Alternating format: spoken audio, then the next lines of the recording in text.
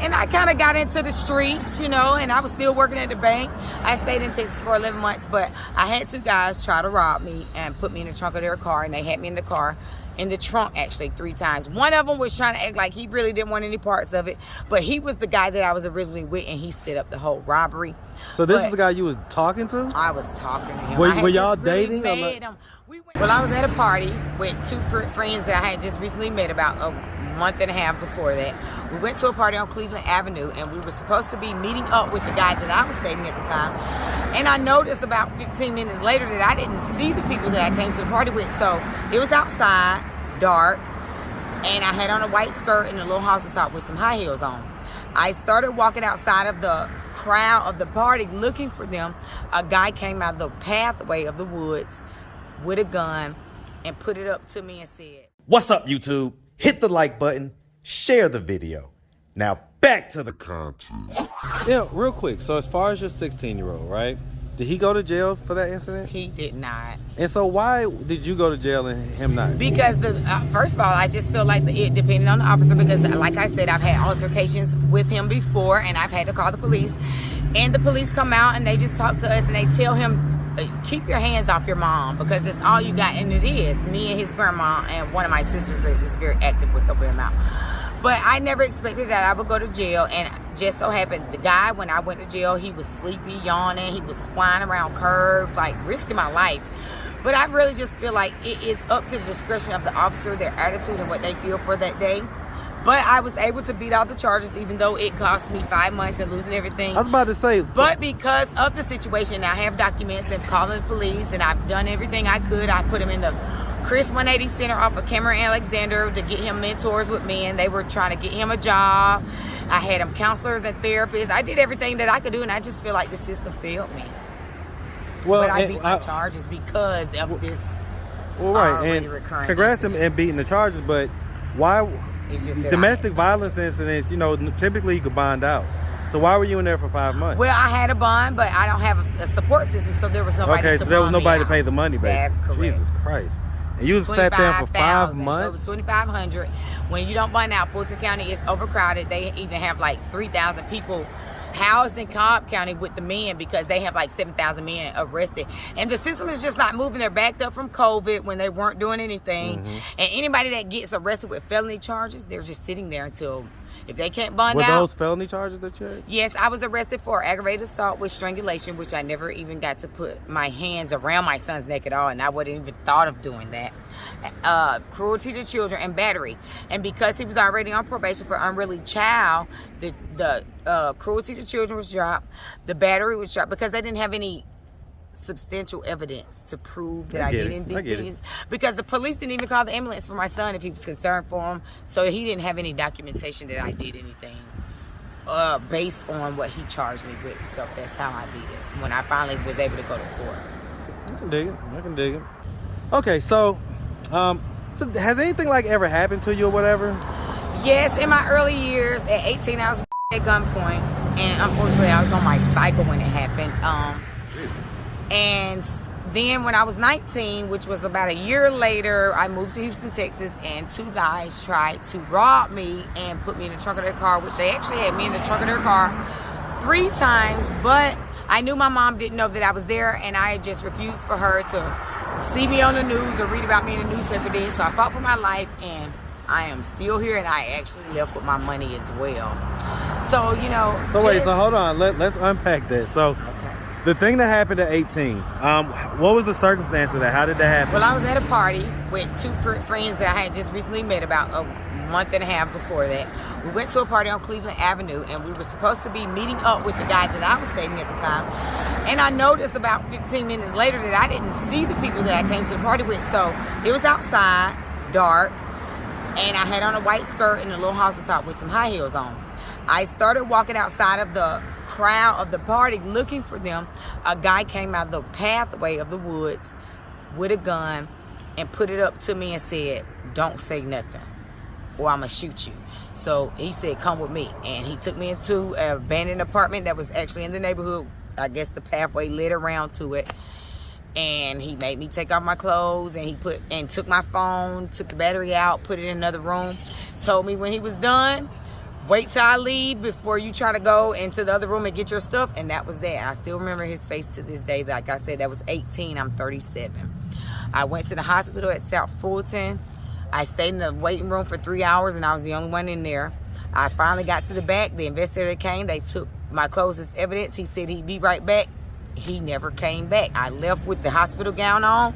A week later, he started calling me. They wanted me to come and give a description of the guy so they could sketch it. They kept questioning me over and over and asking me, was I sure that this happened to me? And that's when I realized why people don't come forward when they have been, because they make the victim as if they caused it for themselves. So I want to be an advocate for. How did that make you feel? It made me feel like trash. It really made me feel like trash, but because I don't let anything stop me, it really gave me kind of fire. At first, the initial feeling was hurt feelings. Made me feel so low. And like when the Megan Thee Stallion incident happened, where she was supposedly shot allegedly by Tory Lanez, and then this big campaign started, will protect black women. We are so unprotected, and it's like we don't matter. That's why we are campaigning that the Black Lives Do Matter. Well, and I gotta tell you though, probably bad timing using the whole Megan and Tory thing, because her friend just testified yesterday and didn't. I never followed that story. I felt like she was lying the whole time. But from being a victim from something else, I'm just using her. Well, no. I get what you're saying. Black women, because I don't feel like that story was true. No, anyway. listen, 100%. I get what you're saying. I'm just pointing out the fact that it was actually a black woman that, you know, testified basically against her. Tell a lie as well, and this is why it's hard that testified for us. against her. So it's kind of like, you know, black women was on either side of that situation. Yeah, and I agree, because I'm biased. I overstand every situation, and just being out and living life. And I like I said, I didn't grow up in the hood, but I've always been hood adjacent. I get it. It's in me, but it's, you know, it's just in me. But, and I'd like to go to where people don't judge you when they're in those kind of situations, but people feel like they've never been through anything. They're the most judgmental. Listen, so I like hanging around them kind of people. 100%. Listen, I overstand. Trust me, I overstand what you're saying, okay? All right, so, and then you say that something happened where you went to Texas? What was you doing in Texas? A year later, I moved to Texas, actually. Just trying to 19? broaden my horizons. I did. I've been on my own since I was 16, actually. I graduated high school. So let me ask real quick. So, I mean, at 19, what were you doing for money, you know? At 19, I worked at a bank, actually, when I moved to Texas. And I worked at that bank. Then I met people that were from Texas, and that's when I really learned the street life in Texas. And their world is just totally different from Atlanta. Like I said, I'm originally from Chicago, so I've mingled with, I just like people. And I'm a Gemini, so it's nothing for me. I have a big voice. I like to talk. I don't mind sharing my story. I'm very transparent. But I learned what was going on in Texas, and I kind of got into the streets, you know, and I was still working at the bank. I stayed in Texas for 11 months, but I had two guys try to rob me and put me in the trunk of their car, and they had me in the car. In the trunk, actually, 3 times. One of them was trying to act like he really didn't want any parts of it, but he was the guy that I was originally with, and he set up the whole robbery. So this is the guy you was talking to? I was talking to him. Were y'all dating? Really him. We went out on dates. It hadn't even gotten to the like really serious dating thing yet, but I guess he was, because he kept asking me all kind of questions. Every time I see you, you're in different kind of cars, and you have all kinds of walks of life as friends, because I hung out with white people, Asian people, all kind of walks of life, all kind of women. And so he was like, what are you into? I was like, I work at a bank. So I guess he was just like trying to figure me out, and really he was just a robber. He wasn't into trying to date me, is what I really figured out. So he set it up, and his friend was doing most of the work, and I didn't figure it out until after he when the guy asked him to open the trunk, and he said, Jay, pop the trunk, and that's when I knew it was a setup. But I left with my life and my money. Well, hold on, because you said you got put in the trunk 3 times? We were sitting, yeah, because of course a woman can never physically be stronger than a man, but I'm a fighter.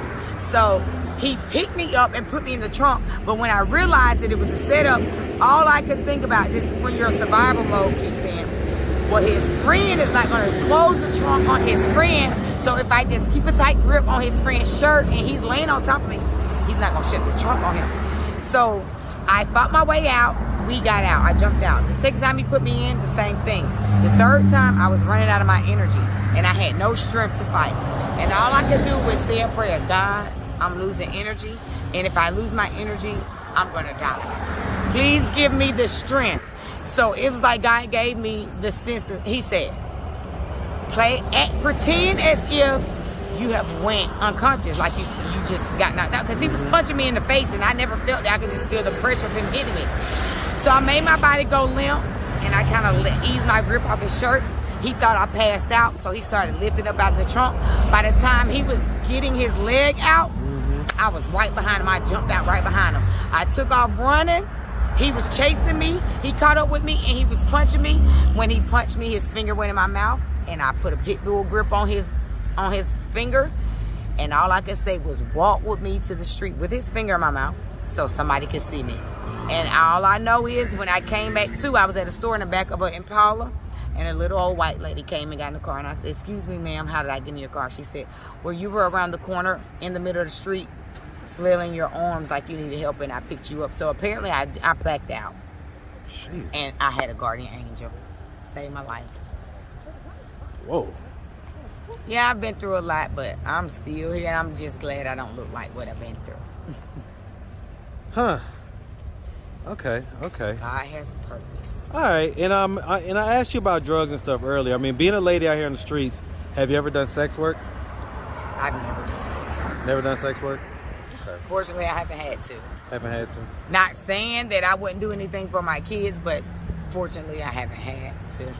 Okay. No, I can deal dig with it. that. I can dig it. All right. All right.